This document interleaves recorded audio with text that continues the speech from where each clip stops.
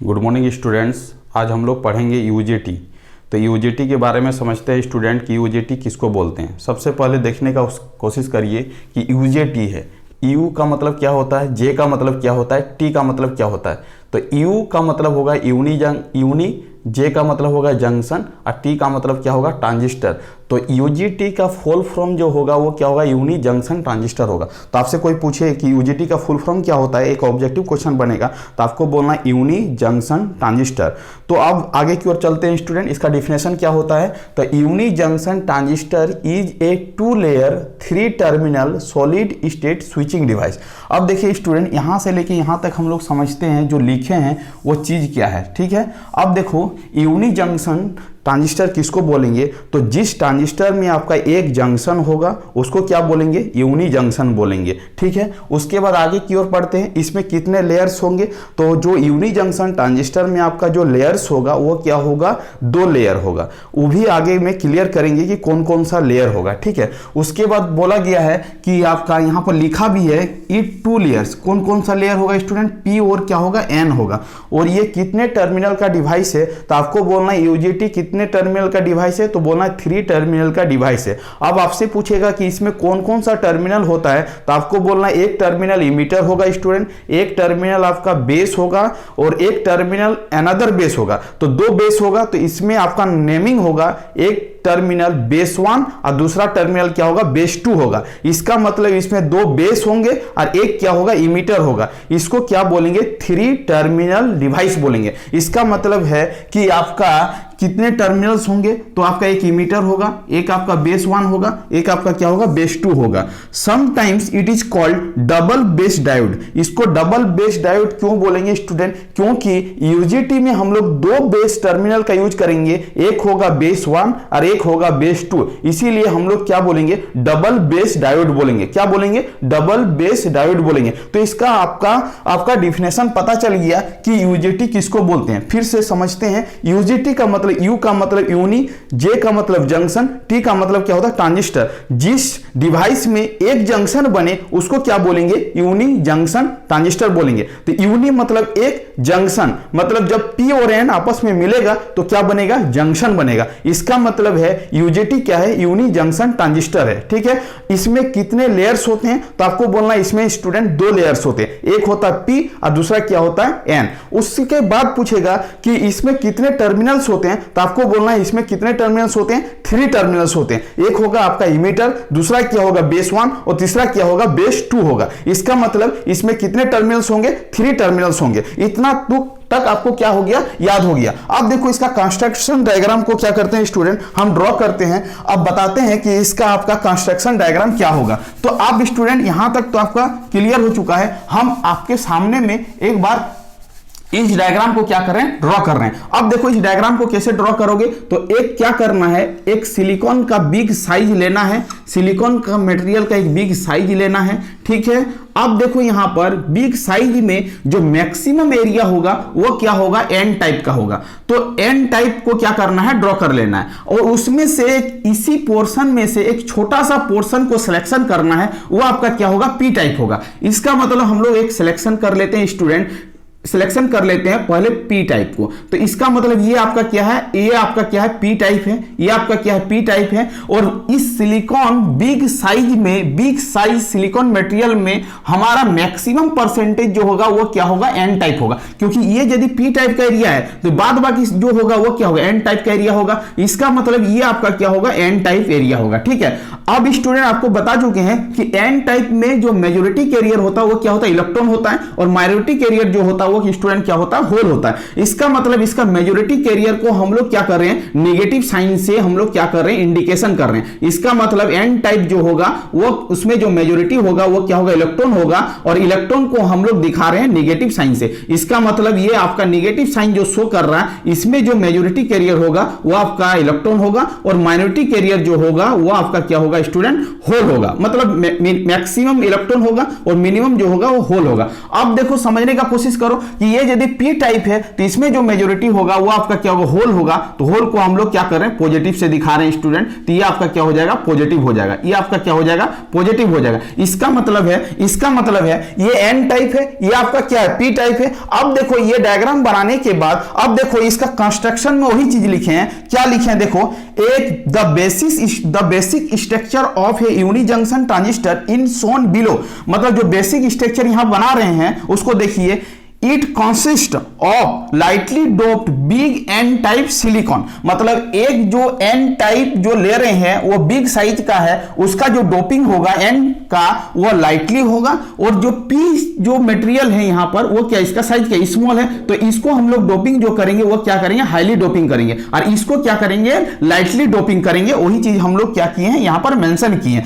उसके बाद देखने का कोशिश करिए कि ये वाला पॉइंट तो ही लिख रहे हैं, क्या है आपका, एक मटेरियल लेना है सिलिकॉन का, सिलिकॉन में एन टाइप का जो साइज होगा वो बिगर होगा, पी टाइप का जो साइज होगा वो स्मॉलर होगा, एन टाइप का जो डोपिंग होगा वो लाइटली होगा, पी टाइप का जो डोपिंग होगा वो क्या होगा, हेवीली डोप होगा। मतलब ये लाइटली डोप करेंगे, इसको क्या करेंगे, स्मॉल डोप, इसको लाइटली करेंगे, इसको क्या करेंगे, हेवीली डोप करेंगे, मतलब ज्यादा डोपिंग करेंगे, ठीक है। उसके बाद देखने का कोशिश करो कि जब आपस में देखो यहां पर देखो इसमें कितने टर्मिनल्स होंगे, तो ये पी को किससे कनेक्टेड करना है, पी को कनेक्टेड करना है एक टर्मिनल से, उसको हम लोग क्या बोलेंगे, इमीटर बोलेंगे। क्या बोलेंगे स्टूडेंट, इमीटर बोलेंगे। इमीटर को क्या लिखेंगे, ई लिखेंगे, इमीटर को क्या लिखेंगे, ई लिखेंगे। अब देखो इसका आपका यहां पर दो टर्मिनल होगा, एक टर्मिनल होगा और यहां पर क्या होगा, एक टर्मिनल होगा, ठीक है स्टूडेंट। इसका मतलब है ऊपर वाले टर्मिनल को क्या बोलेंगे, ऊपर वाले टर्मिनल को बेस 2 बोलेंगे। क्या बोलेंगे, बेस 2 बोलेंगे। क्या बोलेंगे, बेस 2 बोलेंगे। और नीचे वाले टर्मिनल को क्या बोलेंगे, बेस 1 बोलेंगे। नीचे वाले टर्मिनल को क्या बोलेंगे,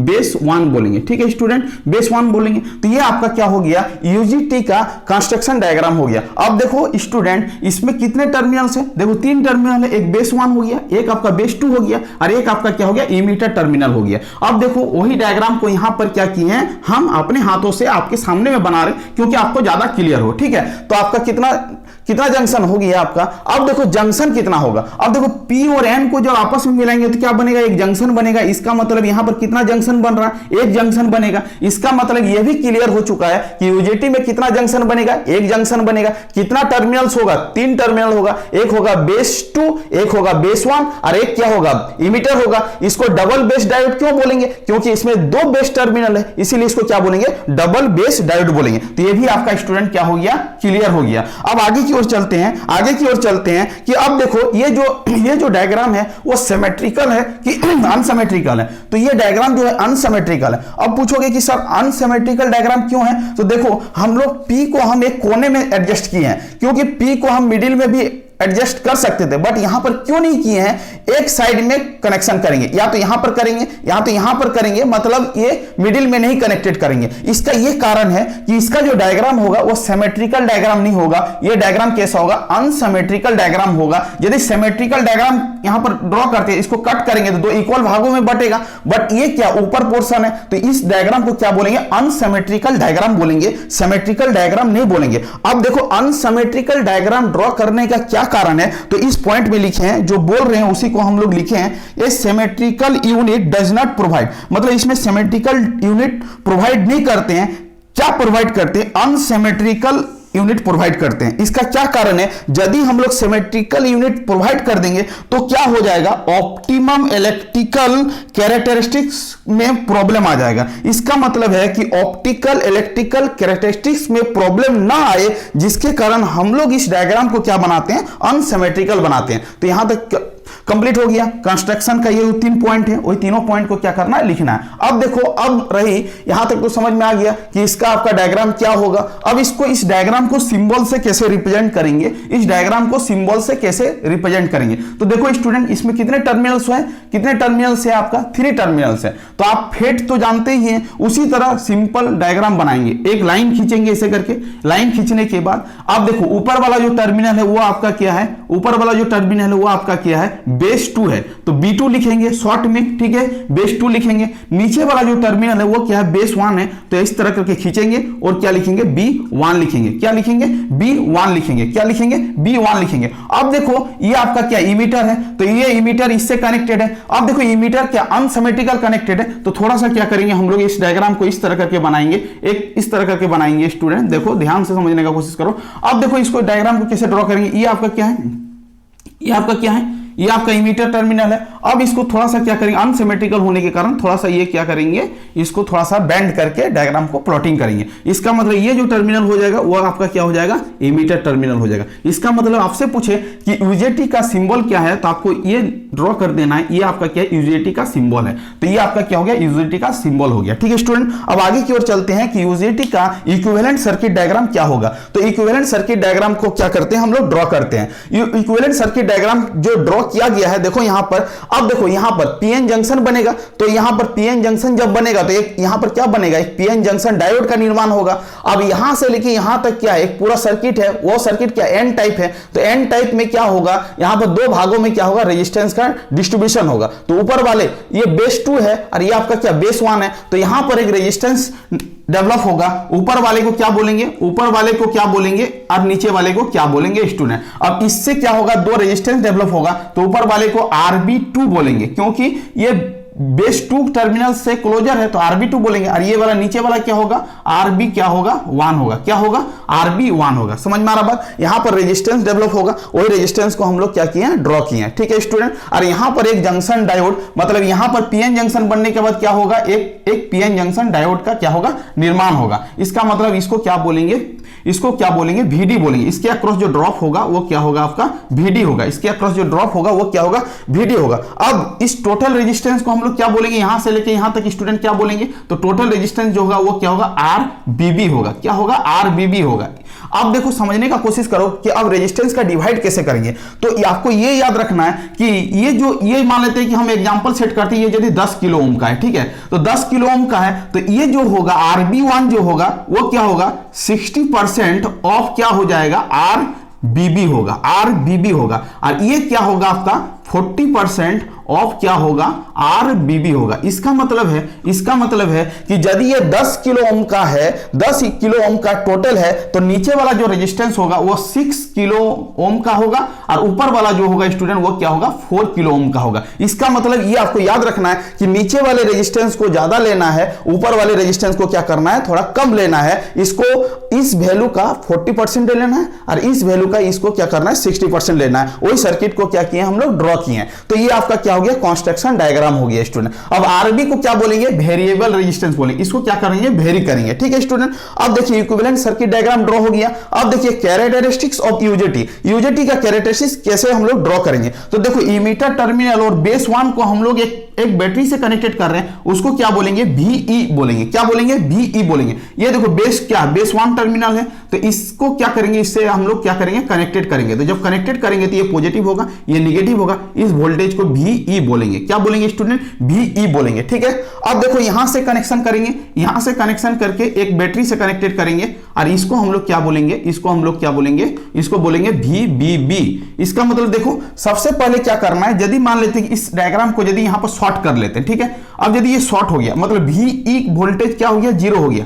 अब VE वोल्टेज क्या हो गया, यहां पर 0 हो गया। और जब VE वोल्टेज 0 हो गया, इसका मतलब करंट इस डायरेक्शन में फ्लो करेगा। अभी हम लोग करंट का इंडिकेशन किए हैं IE का इस डायरेक्शन में, ठीक है। बट यहां पर जब शॉर्ट करेंगे तो करंट आपका IEO होगा, मतलब सम लीकेज करंट इधर क्या होगा, फ्लो करेगा। क्योंकि डायोड आपका क्या है, इस कंडीशन में ये शॉर्ट हो गया तो एनोड का कनेक्शन क्या हो गया, एनोड का कनेक्शन लोअर वोल्टेज से हो गया और यहां का वोल्टेज ज्यादा हो जाएगा, इसका मतलब लीकेज करंट फ्लो करेगा। तो वो आपका क्या होगा, लीकेज करंट, ये आपका क्या होगा, नेगेटिव करंट को लीकेज करंट बोलेंगे। तो इस तरह करके ये डायग्राम बनेगा। जैसे जैसे हम लोग VE को 0 रखे थे, VE को बढ़ाएंगे। अब मान लेते हैं यहाँ का 10 वोल्ट है, यहाँ पर क्या है 10 वोल्ट है, ठीक है। अभी 0 है तो ये करंट बढ़ रहा है। अब धीरे धीरे इसको क्या कर रहे हैं, इंक्रीज इंक्रीज कर रहे हैं, तो इंक्रीज करते जाएंगे तो ये 1 होगा, तो IEO का वैल्यू क्या होगा, घटेगा। उसी तरह लास्ट में यदि ये 10 वोल्ट हो जाएगा, ये भी 10 वोल्ट हो जाएगा, तो IEO का वैल्यू क्या हो जाएगा, 0 हो जाएगा। इसका मतलब यहां पर जाके क्या हो जाएगा, 0 हो जाएगा। जब आपका VE का वैल्यू इस वैल्यू के बराबर हो जाएगा